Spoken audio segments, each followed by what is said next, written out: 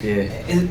I've been in a little retirement when it comes to like recording and podcasting and stuff like that, but I really wanted to get back into it. And then when Ben was doing this thing, I was like, okay. And then I was like, everybody here is doing something, so why not? That's all I want to do is just record people, local people. Put it out there, promote it, let people that I know, maybe they'll know somebody, and then go from there. You know. So, but yeah. So you know what? I'm gonna leave that part in. Right. As you can see, this is your boy GP. We back at it again. We had a great interview with Ben. You guys really showed that you enjoyed that. So there's a lot of strong powerlifters at the House of Urban Power, and a lot of people that are gonna compete. So the next person, well, there's several people. I'm gonna try to get them as well. Maybe before they meet or after they meet, I'll find out. But Marcus is competing this Friday. So when you see this video, it's going to go up the week of the meet, so I can put the link in the description so you guys can watch him compete. He's going to New York. But Marcus is a father, a PE teacher, an entrepreneur.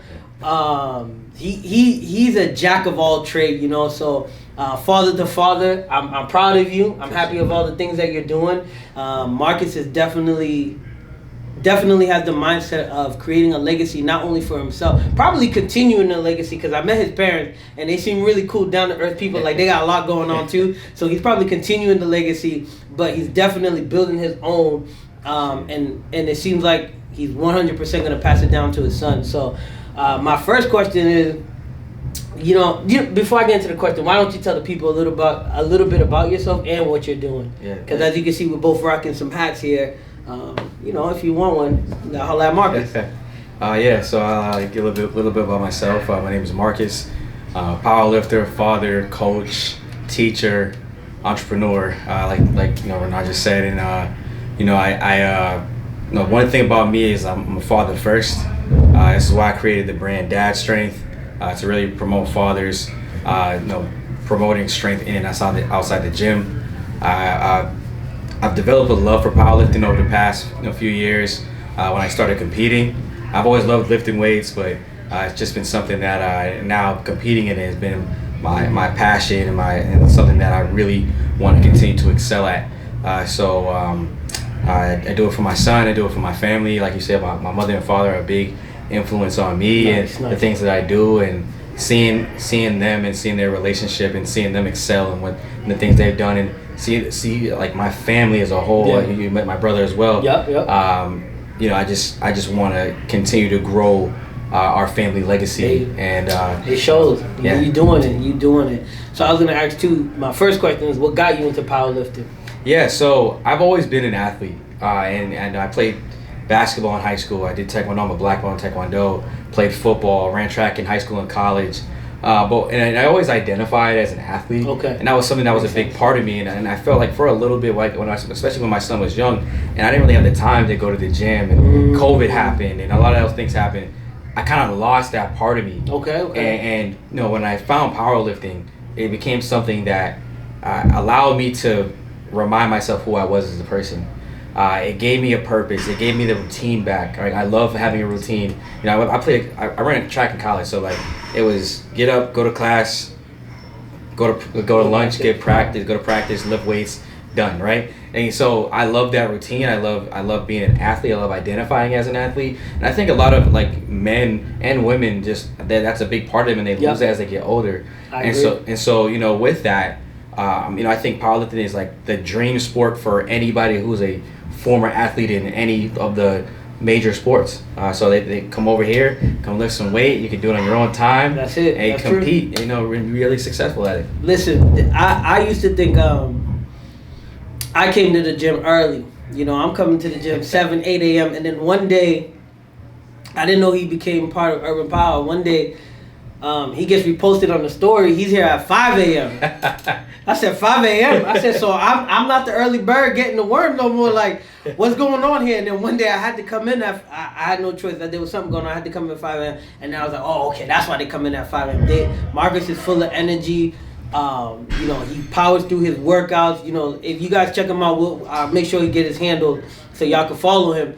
But he'll be on his story squatting 600 pounds like someone's doing 135. Like he'll do 600 racket and then just start walking around. Yo, what's up? How you doing? Or he'll check his phone real quick, like 600 is nothing. So I would say, you know how when it comes to bench, a lot of people correlate being strong when you can finally hit 225. Yeah. So what was the feeling of hitting 600-pound squat, and then now that you're hitting it like it's, I don't want to say nothing because it is a lot of weight. You know, we want to respect the weight, but how do you feel after hitting 600 pounds? So you can walk across next time. I'll just crop it out. I got you. There's a lot of strong people in here. That's why I'm filming outside of here. So you know we're gonna respect everybody's space and stuff like that too. Yeah. So for me, like, I hit 600 probably around October of last year. Wow. I knew I could hit it before that because I hit a 260 kilo or a 573 pound squat for a double on my birthday last year. Wow. And so I kind of, the confidence right there was like, oh, my squat's kind of blowing up right now. And but the first time I hit 600 pounds, that's when I felt like, okay, I think I'm starting to get competitive on not just like a local level, but I think on the regional and potentially the national level, if things really continue to progress. And I think that's starting to happen now. Like, I did move up a weight class for this upcoming meet. Yeah. It's actually on Sunday, not Friday. I head out there on Friday. No, my fault. I'm gonna try to post it on Friday with your information on it so they can watch it. Cause, just so that people have enough time to watch it, check the links out and stuff like that. Sure. I got you. But you heard it Sunday. He's competing Sunday. So when you see this video, wait for Sunday. I'll put the date and everything so you can make sure you guys can watch. I got you. Yeah. So like what happened was you know, as I started to progress, I felt like, hey, I could compete on a higher level in my squat. You know, I changed to flats now, and that is, I feel like that's unlocked my squat. It allowed me to have more foot pressure. It allowed me to really feel the weight and be able to just really push through. And you know, now I'm pushing for 700. Okay. So I'm hoping that, you know, maybe get that on Sunday, and sometime in the near future, and really, and you know, potentially break the squat record for Massachusetts. So that's a big goal of mine. It's been a goal of mine for this entire year. To break the record or hit 700 or both? It's both. So the record's like 694. Okay. To break the record, I'd have to get 2.5 kilos above that, which would be 700 pounds. And so like that's been my mind all year. I've said 700. Working towards it. I picture it. I watch videos of people squatting 700 pounds. I like try to look at 700 pounds. Yeah. And just kind of imagine, say it's nothing. Yeah. And for me, like makes sense. And when I squat, like I know a squat feels good when I unrack it. It feels light. And you'll see me go like this. That you'll like kind of whisper, oh yeah. Yeah, there you go. And so if you see me say that, I'm like, that's how I know, like, oh yeah. I got this. Walk out, do my walkout, and then squat it, and that feels good. And so like, you know, like the past like month was a tough part of my training. A lot of things going on, a lot of stress, a lot of changes. But you know, I was able to kind of fix some things, and now feel good, and I feel ready to, you know, hit that 700. There you go. Can't beat that. Can't beat that. So also He didn't mention 100%, but Marcus started a program through his school. Basically, would you say it's a club or a program? It's a powerlifting club? It's a club, yeah. Okay, it's a club. So he created a powerlifting club for his students where they can come here to Urban Powerhouse and train. And he's training them. They have some of the students that are like Ben, like you guys saw, other students his age that train here. They're helping train the other students as well. So can you tell us a little bit more about that and what benefits the students are getting? Oh yeah, for sure. So, you know, we have this powerlifting club. I teach at another course to College High School in Hyde Park, and basically what the program was for is to, number one, create an environment for students to be active, lift weights, and get introduced to weightlifting. Number two is teach them a lifelong skill. I personally believe that lifting weights is a lifelong skill that you can use for the rest of your life to be healthy, right? You look at anybody that like works out and trains. You can develop muscle, like all, like they live longer, they live a healthier life. Fact. Studies show it. Exactly, and so the other thing too is to grow the sport of powerlifting.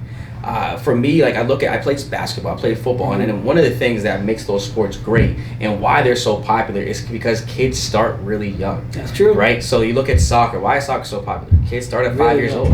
Basketball, same thing. Football, same thing. And so what happens is, if you start kids young in a sport, they develop a love for it and an interest for it that they continue to have. And so when I get these kids in powerlifting, and at 14, 15, 16 years old, they start competing, they enjoy it, they love it, and then they take that on. And even if they don't want to compete, they now know how to lift properly. Still have it. It's a tool in the tool shed. Exactly. So so hopefully this year, actually, before I even say that, I was fortunate enough to get $15,000 in as a grant from the city of Boston. Congratulations. Right, thank you. Yeah, so it's a teacher leadership fund, and I was able to get some money to really run the program, pay for equipment, anything we need, and hopefully we get a kid. I do believe we have one girl that really has the potential to go to nationals, and to be able to send her and go with her and watch her compete. I believe it's in Texas. Okay. So it that'd be amazing. Yeah, it'll be fun and give her a new experience, and maybe that develops where she's going to worlds like that, That's it. Listen, that's my number one thing when not to say that we're old, but for our generation at least, is we really got to be the generation that powers up the future, the next generation. So those high school kids getting an opportunity like this is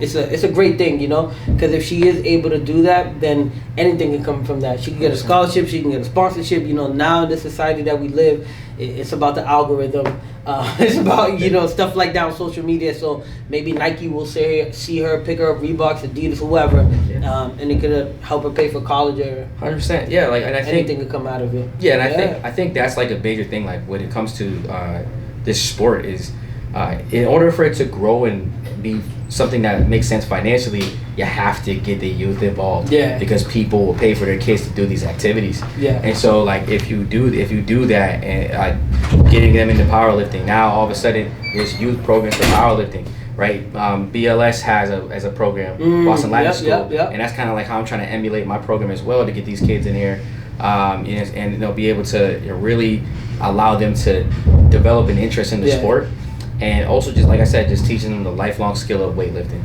and so hopefully with this program just kind of motivates them to not only be great in the weight room but also understand, hey, like, you gotta like lock into your schoolwork too. Gotta be a good person. Gotta eat right. Gotta go to sleep and not stay on the phone all night with your boo. You know what I mean? Like that's it. It's gonna cost you.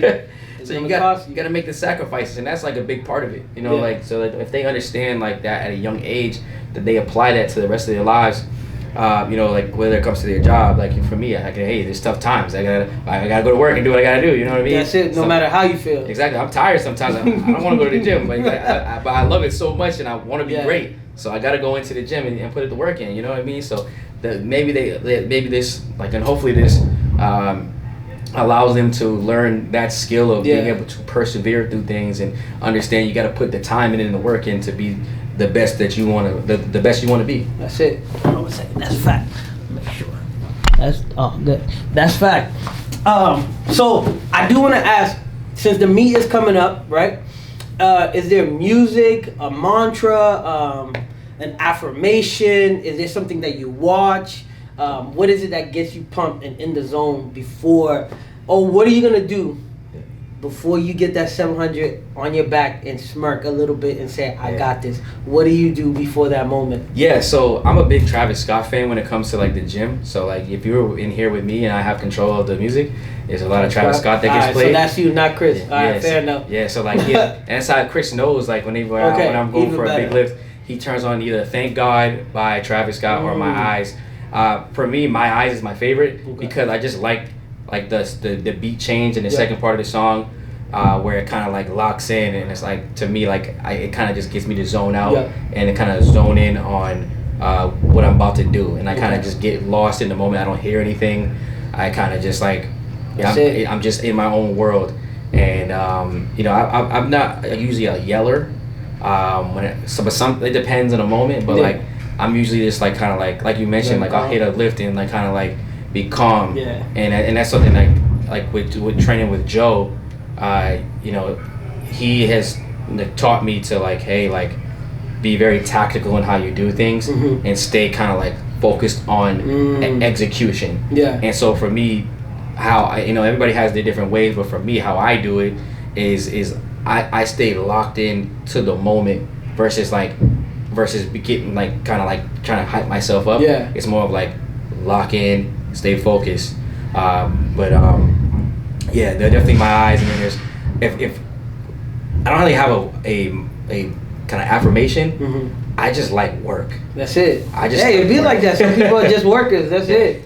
No, you definitely day in and day out. You definitely show that in the gym that you just be in here grinding, doing what you got to do, keep it moving. High energy, good spirit. Like I don't think I've ever come in here.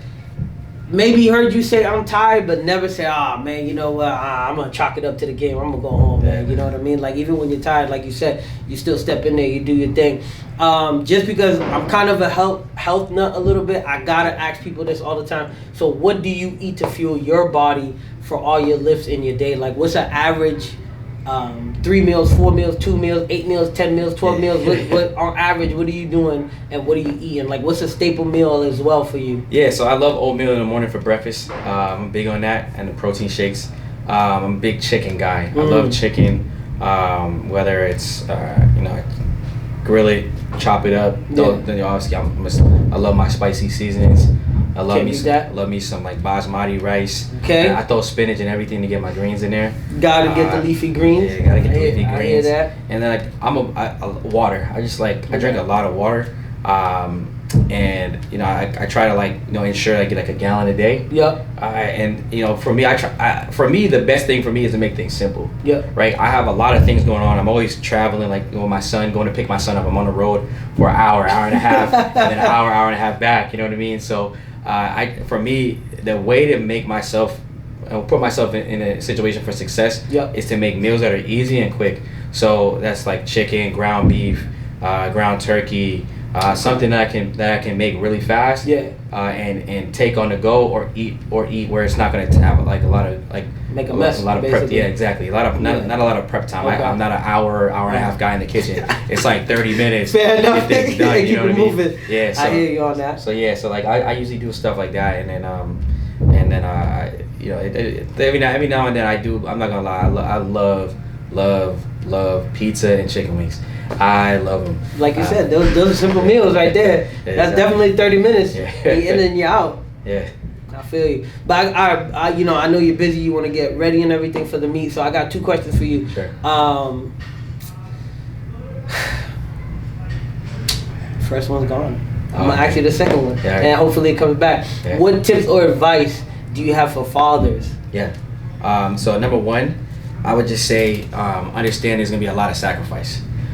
So if you're somebody that wants to excel at the sport, you're gonna have to make a lot of sacrifices. So that means that you're probably not gonna be able to, if you're a single father, going out a lot, all right, having a lot of other activities that beyond that, like where you're doing like a multitude of hobbies, because you want to spend a lot of time with your kid. Yep. Right. And then I would say number 2 is build a support system. That is the number 1 thing. I haven't even talked about enough. You have to have a support system, right? So it is extremely hard to excel at anything without a support system, because you're gonna need it at times where you're gonna be weak in one area, right? So for example, I was able to like right now for myself, Laurie and Joe do my programming and my nutrition, right? So with that, that takes away a lot of things that I need. But even beyond just the training aspect in my body, my mom helps me with certain things with watching my son. Say, hey, let's say for example, I'm traveling this weekend.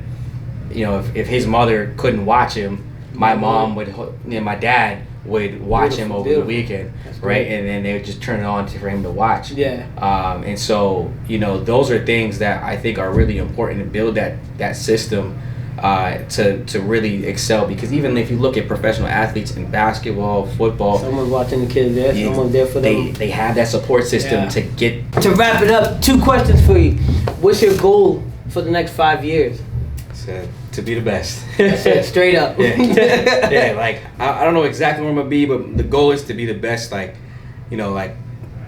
me, I'm a Celtics fan, but Kobe is someone I really idolize because of just how he worked. I just that makes me emotional. To me, I respect somebody off of a lot of how hard they work. Yeah. Right. If someone tells me they have a goal and they're not putting the time in, it's just a waste of time. I can't respect that. And so, for me, like, it doesn't. I may not hit exactly where I want to be, but I'm gonna tell you right now, nobody's gonna work harder than me, right? And that's my mindset. That's as a kid, I learned, like, I wasn't the tallest kid. I wasn't always the strongest, always wasn't the fastest, always wasn't the most athletic. But one thing that I could control was how hard I worked. Yeah. And that was with everything. And so, for me, like, I take pride in how hard I work. Because even if I died tomorrow, I would know, hey, like, this is... Can't be that. I put the work in, yeah. Right? If I can walk away from everything and say, hey, I did everything I could to get to where I wanted to be, that is all I need. Of course, I want to win. Of course. I want to be the best. I want to be on the podium at the top. But the most important thing to me, and the thing that I take pride in the most, is the fact that I work my tail off. That's it, effortlessly. So what charges you to work your tail off like that? So what are you eating? I think a lot of people always wonder, what do people eat? And since we're going for a 700-pound squat, we're grinding every day, we're doing everything. What's the meals looking like? Yeah, so like for me, it's about simplicity. Mm-hmm. I have a very crazy schedule. Like, I'm driving an hour and a half on the Mass Pike on a regular basis. Like, my car is almost 200,000 miles. So like screaming. Yeah, literally. And so, so for me, it's about something that's quick and easy to make. So like, I do a lot of oatmeal, chicken and rice, protein pasta. I put spinach in everything. Word. Right? Get the greens. Just throw it in there. Get the greens in there. You know what I mean? And so for me, it's really simple. I also drink a lot of water. I drink about 1 gallon a day. And for me, that's really what it comes down to. And even going back to what I was saying about, like, a support system. Yeah. I like having, like, Laurie. Like, now we're gonna, like, be doing some, like, metabolic reset, some nutrition changes. Okay. For me, going on to 2026. Those are the things that are like how I get my nutrition and how I'm successful. But I'm not gonna lie though. I'm gonna tell you, I love me some good pizza and chicken wings, yo. I do love me some chicken wings and pizza, especially New York style pizza. Okay. Some good barbecue, buffalo, hot honey, chicken wings. Can't be. You do pickles on your pizza? No. What about pineapple? I can do pineapple. Like, I'm not gonna order it, but if someone was like, "Hey, yo," it's on there. I'll eat it. Like, I've had it. Like, I had it when I was in college. Yeah. Because everybody was like, "Oh, pineapple doesn't go on pizza," and then I tried it, and I was like, you know what? It's not that bad. Yeah, it's not that bad. It's not something I probably would order. No, sir. But like, I feel you. I'm like, okay, that's what y'all got. That's what y'all got. All right, cool. I'll try. I'll have some. I feel you. All right. Well, I don't want to take up too much of Marcus this time because he's getting ready to go off to the meet. But like I said, I'll post a link in the description. Also, can you tell them your handles so they can find you where on any social media platform that you have so they can follow you? Yeah, for sure. So on Instagram, my personal Instagram is the Marcus Brown 1, which is the THE